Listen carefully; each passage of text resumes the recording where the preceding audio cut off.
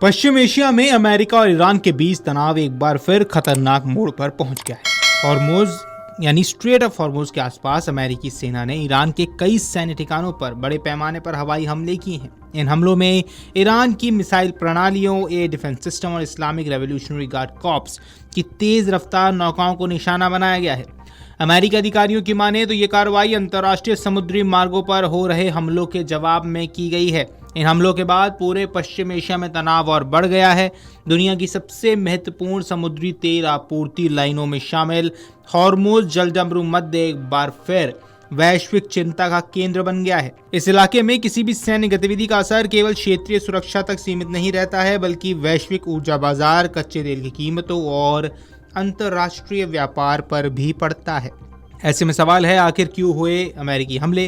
दरअसल रिपोर्ट्स के मुताबिक हाल ही के दिनों में हॉर्मुज से गुजर रहे व्यावसायिक जहाज़ों पर हमले हुए हैं। एक कंटेनर जहाज को निशाना बनाए जाने के बाद अमेरिका ने ईरान पर अंतर्राष्ट्रीय समुद्री यातायात को खतरे में डालने का आरोप लगाया था, जिसके जवाब में अमेरिकी सेंट्रल कमांड यानी कि सेंटकॉम ने ईरान के तटीय क्षेत्रों में कई सैन्य ठिकानों पर कार्रवाई को शुरू किया। अमेरिकी हमलों में जिन ठिकानों को निशाना बनाया गया है उनमें शामिल हैं missile launching system, air defence network, drone launch sites, IRGC की स्पीड बोट्स, समुद्री निगरानी से जुड़े सैन्य ठिकाने। अमेरिकी अधिकारियों का कहना है कि इन हमलों का उद्देश्य ईरान की उस सैन्य क्षमता को कमजोर करना था जिससे वह अंतर्राष्ट्रीय व्यापारिक जहाज़ों को निशाना बना रहा था। अब अमेरिकी कार्रवाई के बाद ईरान ने दावा किया कि उसने हॉर्मुज को बंद कर दिया है। ईरानी रेवोल्यूशनरी गार्ड कॉर्प्स यानी IRGC ने कहा कि विदेशी जहाज़ों द्वारा निर्धारित मार्गों का पालन नहीं किए जाने और सैन्य हस्तक्षेप के कारण यह फैसला लिया गया है। हालांकि अमेरिका ने इस दावे को खारिज करते हुए कहा कि समुद्री मार्ग खुला है और अमेरिकी नौसेना जहाज़ों की सुरक्षित आवाजाही सुनिश्चित करने वाला है। हॉर्मुज दुनिया के सबसे महत्वपूर्ण समुद्री मार्गों में गिना जाता है। वैश्विक तेल निर्यात का बड़ा हिस्सा इसी रास्ते से गुजरता है। ऐसे में अगर ये मार्ग बाधित होता है तो इसका सीधा असर पूरी दुनिया की ऊर्जा आपूर्ति पर पड़ सकते हैं। अब किन इलाकों में हमले हुए हैं ये भी समझिए।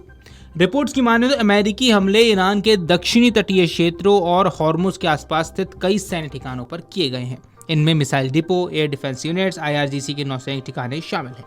कुछ रिपोर्ट्स में क्रेशम द्वीप और आसपास के सैन्य क्षेत्रों में भी विस्फोट होने की जानकारी मिली है। अब ईरानी मीडिया ने भी कई सैन्य ठिकानों पर हमले की पुष्टि की है।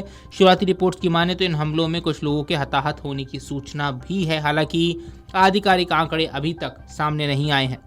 अमेरिकी हमलों के बाद ईरान ने भी जवाबी कार्रवाई करते हुए खाड़ी क्षेत्र से कई देशों की ओर मिसाइल और ड्रोन दागे। रिपोर्ट्स के अनुसार Bahrain, Kuwait, Qatar, Jordan, Oman और संयुक्त अरब अमीरात में एयर डिफेंस सिस्टम सक्रिय कर दिया गया है। कई जगहों पर सायरन बज रहे हैं और सुरक्षा एजेंसियों को अब हाई अलर्ट पर रखा गया है। हालांकि अधिकांश मिसाइलों के बीच रास्ते में ही इंटरसेप्ट कर लिया गया, लेकिन इस घटनाक्रम ने पूरे खाड़ी क्षेत्र को असुरक्षा का माहौल दे दिया है। फिलहाल पूरे पश्चिम एशिया में हालात बेहद संवेदनशील हैं। अमेरिका ने संकेत दिए हैं कि अगर अंतर्राष्ट्रीय जहाज़ों पर हमले जारी रहते हैं तो आगे भी सैन्य कार्रवाई कर सकता है। दूसरी ओर ईरान ने भी जवाबी कार्रवाई जारी रखने के संकेत दिए हैं। ऐसे में दुनिया की निगाहें अब इस बात पर टिक गई हैं कि क्या दोनों देशों के बीच तनाव और बढ़ेगा या फिर कूटनीतिक प्रयासों के जरिए हालात को नियंत्रित कर लिया जाएगा। Video desk amarujala.com।